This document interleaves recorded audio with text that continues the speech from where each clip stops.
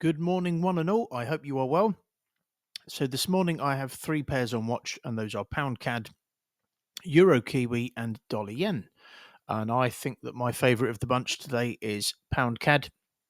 So, why am I looking at this?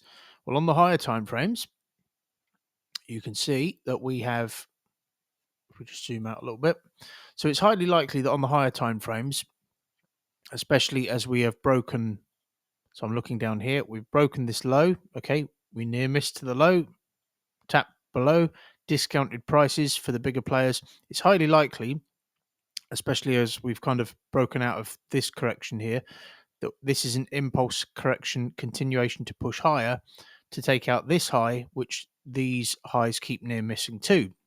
However, because we're on the monthly chart, that doesn't mean that we can't capitalize on a move to the downside in the meantime.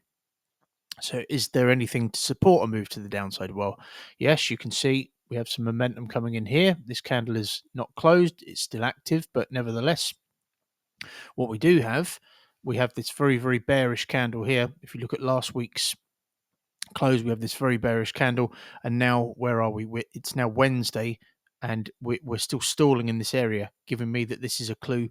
Giving me a clue that this is an impulse correction continuation to push lower, especially when we have retraced over 50%, more in the region of sort of 65% of the move. Okay, have we? The next thing I'm thinking to myself is, have we tapped into anything? Okay, so when this move to the downside occurred, did we tap into anything? Well, yep, there we go. You can see it. There was a sharp move there. Okay, so if we actually look at this, we have this expansion of price here. Okay, we have this high here. We actually move into it by way of a 1, 2, 3. However you want to draw it, we've got the expansion in price. We break above, wash out the orders that were likely sat above there from the people that sold there, many of them. The clue that this was an area of value was the fact that we near missed to it. We had a failed attempt to sell. Everybody gets washed out. Price comes down. It leaves a footprint. We tap into the footprint. So we've essentially tapped into the footprint there that was left after the completion of the structure. Okay, and now I'm just looking for that impulse correction continuation to push lower. So I remember Pound CAD was one of these pairs when I was newer to trading that I used to hate. I used to think the price action was really ugly. Well, everything's ugly if you don't understand what you're doing. But as I've got a little bit better, Pound CAD doesn't look ugly to me anymore. So a lot of what looks ugly to you at some point eventually doesn't once you start understanding what you're doing. But Pound CAD was definitely one of those pairs that did, for me anyway. What I like about this is the sequence is very good. So we have had the impulse down, the correction, we drop out, we form another correction which retests the back end of the previous one, we drop out. I'm now going to drill down to the 1 hour chart because this gets a little bit clearer. So what I'm doing is it's a reliable looking sequence. Okay, so there's nothing unusual about this. So as I said, we've got this correction here, we break out, we have this kind of structure here. Okay, we near miss to that area. We don't quite tap the high, but then we still move to the downside with conviction. And if you look at what happens here, this is one of the reasons I like this, is because it's very easy to me to decipher what has actually been happening. Okay, so we broke out of this, price left a little footprint, which narrowly failed to retest the back end of all of this volume. Okay, so what happens? Price tries to sell off, but it can't. Why? Likely because of the near miss of this footprint to the base of all of this volume. So it needs to come back up. You got to remember, people are trading support and resistance, many people. So if people have started to sell here after this correction, okay, then they likely have their stop losses just above, and likely they believe this is now resistance. Okay, so they're likely to put their stop losses just above. Okay, people call this market manipulation. I call it just putting your stop losses in an obvious place.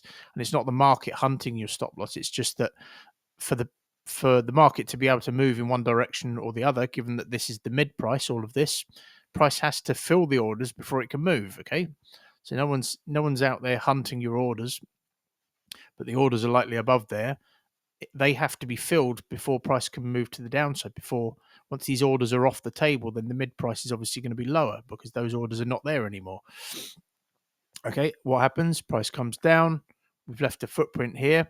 There's a little bit of consolidation there, but how do we know that this is potentially the area of value? Because we near missed to it, okay?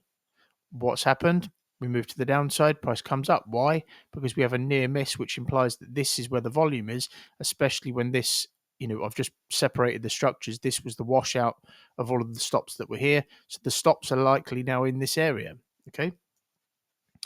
So I've just being mindful of the time. So it's very easy for me to decipher the puzzle. That's not always the case. What we're doing, we're moving up to this area correctively. So what I'm going to be looking for, so first of all, I'm looking at, okay, what structure is this? What time frame can I see this structure on? What's the highest time frame that I can see this structure on?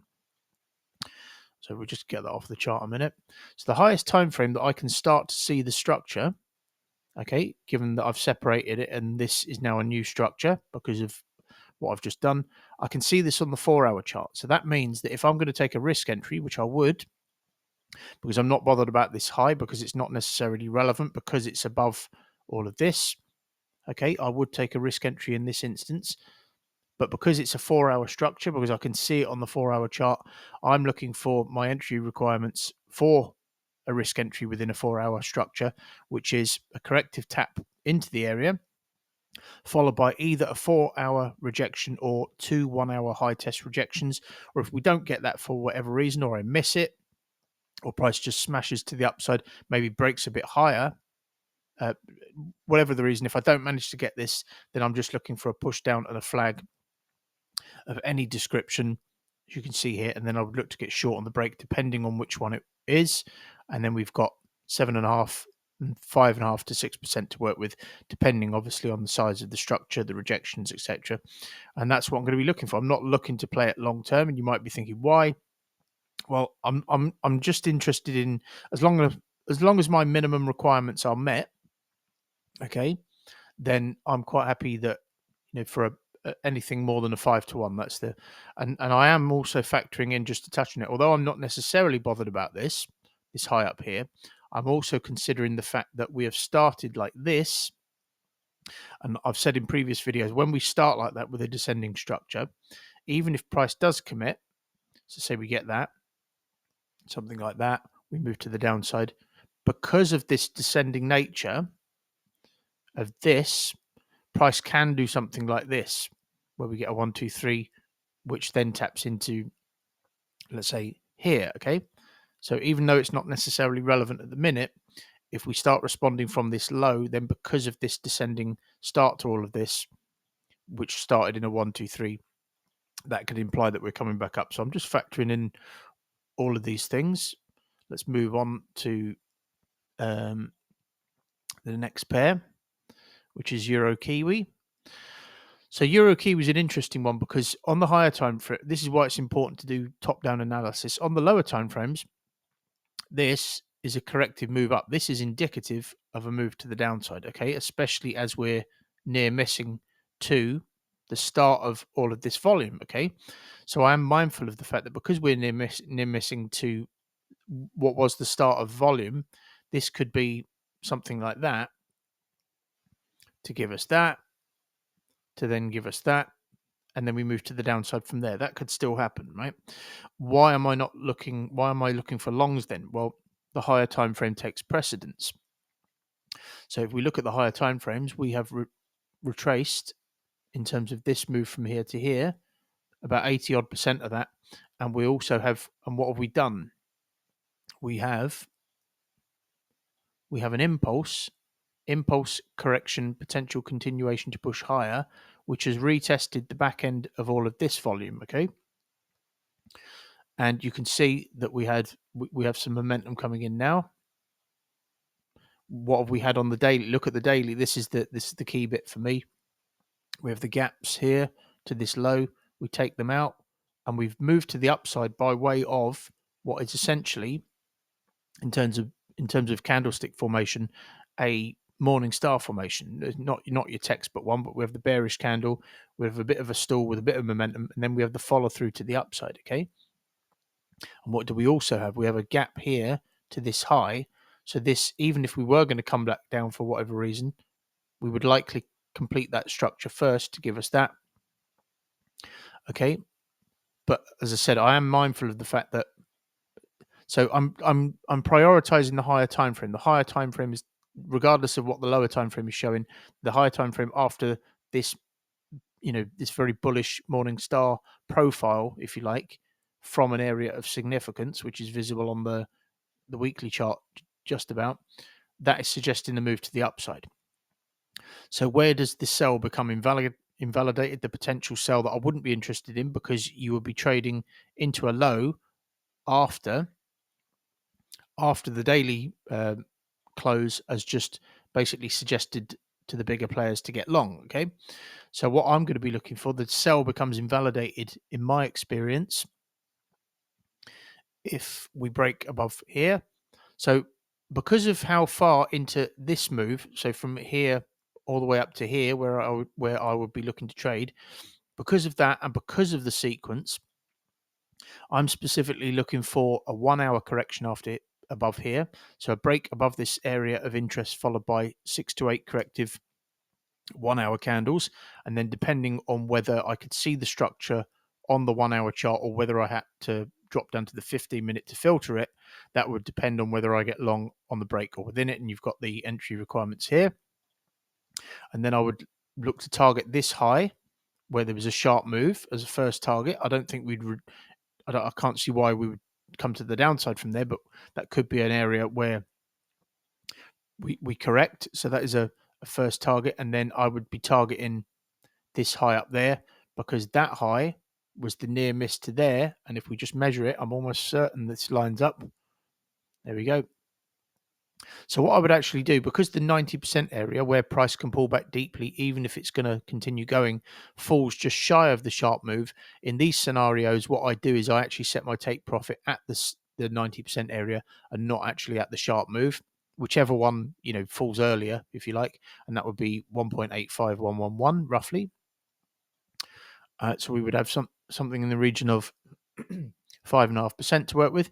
And I've got an alert set just above the area of inflection there, just to see if we do actually break above. If we don't, okay, and price starts messing around, then it could be forming, that kind of sell structure that I was talking about. But we shall assess that as and when that shapes up, if it does. So that is Euro Kiwi. And then last up is, so as I said, the sequence on this is not great. This is partly why I put this lower down. But what we do have, so we have retraced, in terms of this move from here to here, we have retraced 85+% of that. So it is highly likely that we will take out this high, as near miss to, or not really a near miss, but getting towards, to give us that kind of structure. But then if we just analyze this, so in terms of this move from here to here, we have retraced, about 75 to 80% of that.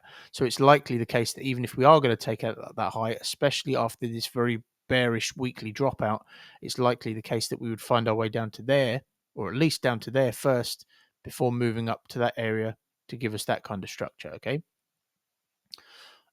So if we just zoom down, you can see that we are coming up with momentum. So the question I'm asking myself, because if you remember, I was looking for entries underneath where we are now, and it's kind of broken above that. So the next question I'm asking myself is, does price have a reason to come back up? If it's going to come to the downside, does it have a reason to come back up first?